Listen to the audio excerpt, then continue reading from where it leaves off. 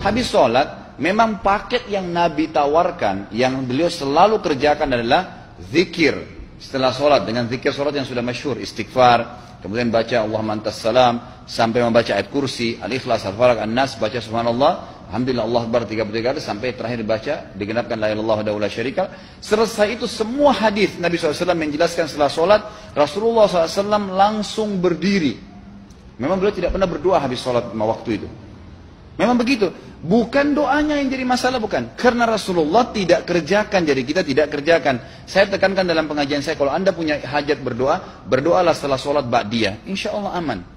Karena sudah lepas dari paket yang Nabi tentukan. Selama Rasulullah SAW sudah mencontohkan dan memerintahkan sebuah perbuatan, ditentukan tempatnya, jumlahnya, waktunya, jangan pernah dilanggar. Habis sholat bacalah subhanallah 33, alhamdulillah 33, Allah akbar 33. Jangan anda bilang saya bisa baca 100. Loh, Rasulullah suruh 33 kok. Ditentukan, jangan lebih pintar. Nanti setelah sholat, jangan ikutkan dengan paket rangkaian sholat ini. Di luar waktu sholat anda membaca 100, silahkan. Karena nggak ada penekanan di situ. Kalau ada penekanan waktu, tempat, dan jumlah, jangan dibantah. Anda pengikut Rasulullah atau bukan, gitu kan? Harus jadi jelas. Yang membuat umat ini di Indonesia juga jadi masalah sekarang, karena mau buat sendiri. Semaunya sendiri. Kenapa akhi, kenapa Pak Kiai, kenapa Habib, kenapa Ustadz, kenapa buat ini? Bukankah Rasulullah tidak mencontohkan? Oh enggak apa-apa, ini kan baik. Loh, kalau semua orang berkata seperti Anda, apa yang tertinggal dari agama kita? Kira-kira apa lagi yang tertinggal? Enggak ada kemurnian agama, karena semua orang mau buat semaunya. Gitu kan? Semaunya sendiri. Pindah rumah, baca berzanji. Apa itu berarti sejarah Nabi? Kenapa baca berzanji, saudaraku? Rasulullah waktu pindah rumah pernah baca-baca gitu enggak? Enggak pernah. Kenapa dibuat? Anda muslim bukan? Muslim. Ya saya harus ikuti. Kalau tidak akan terus ini mengakar nih. Anda buat satu bid'ah sekarang. Bid'ah itu lawannya sunnah.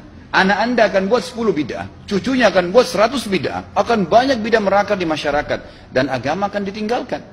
Kemurnian sunnah akan hilang. Gitu kan? Ini bahaya. Ingat. Nabi SAW mengatakan kepada kita dengan hadis yang sangat jelas. Hadis sahih riwayat Imam Ahmad bunyinya begini. Semoga Allah merahmati umatku yang menukil dariku seperti apa yang aku ajarkan atau sebutkan. Sampai ulama hadis mengatakan Nabi ucapin habis sholat astagfirullah, maka sahabat tidak ada berani yang menambah azim. Enggak ada sahabat yang bilang astagfirullah azim habis sholat, enggak ada. Astagfirullah saja karena Nabi ucapin itu. Mereka mengakui tidak lebih pintar daripada Nabi SAW. Kenapa kita harus tambah? Astagfirullahaladzim, wali walidayya, wali muslimin, panjang. Dari mana ini semua? Ditambah-tambah, diembel-embelin, kenapa? Akhirnya keluar dari ajaran Nabi Muhammad SAW. Ini masalah gitu kan?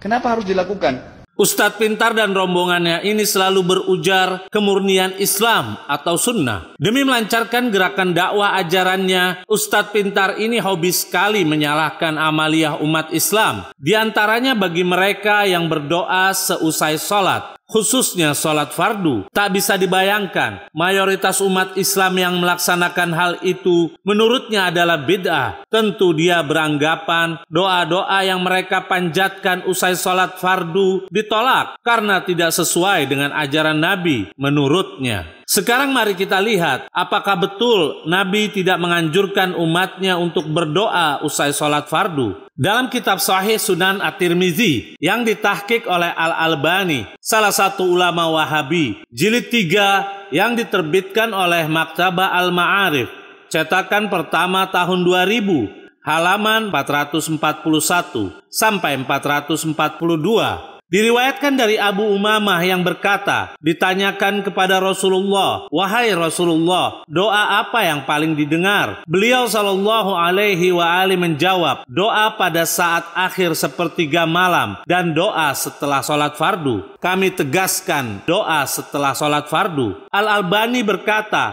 hadis hasan.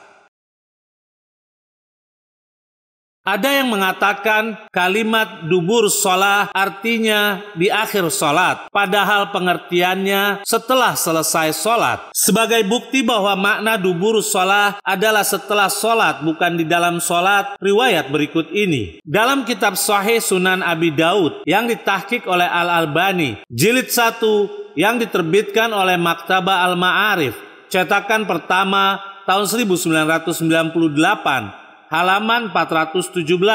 Diriwayatkan dari Mu'adz bin Jabal bahwa Rasulullah memegang tangannya seraya bersabda, "Wahai Mu'adz, demi Allah, sungguh aku mencintaimu. Demi Allah, sungguh aku mencintaimu." Lalu beliau sallallahu alaihi wa alihi bersabda, "Aku wasiatkan kepadamu wahai Mu'adz, janganlah kau tinggalkan doa di tiap usai salat. Engkau membaca, Ya Allah, bantulah aku mengingatmu dan bersyukur kepadamu, juga baik di dalam menyembahmu." Al-Albani berkata, hadis sahih.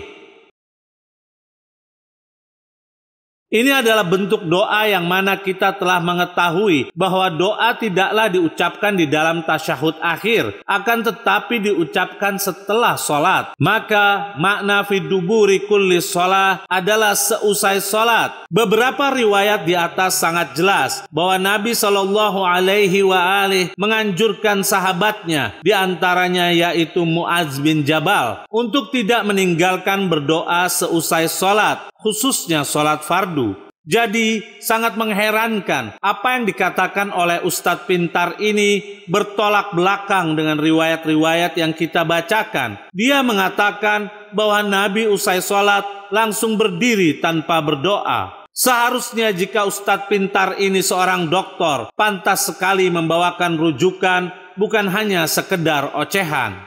Dan yang mengherankan lagi, bahwa imam besarnya Ustadz pintar dan rombongannya, yakni Al-Albani, menghasankan hadis tersebut. Apakah Ustadz pintar ini merasa lebih pintar dari imam besarnya? Bukti lain tercantum di dalam kitab Fathul Bari, karya Ibn Rajab Al-Hambali, salah satu ulama Ahlus Sunnah, jilid 7 yang diterbitkan oleh Maktabah Al-Ghuraba Al-Athariyah, cetakan pertama tahun 1996. Halaman 399. Ibn Rajab berkata Al-Qadi Abu Ya'la di dalam kitab Al-Jami Al-Kabir, pernyataan Ahmad secara zahirnya adalah bahwa dia mensunahkan bagi seorang imam mengeraskan bacaan zikir dan doa setelah sholat. Kami tegaskan, mengeraskan bacaan zikir dan doa setelah sholat, yang mana bacaan tersebut didengar oleh makmum, tak lebih dari ini. Dan disebutkan pula oleh Ahmad nas-nas yang menunjukkan bahwa dia mengeraskan sebagian bacaan zikir dan membaca doa dengan suara pelan. Inilah yang lebih jelas.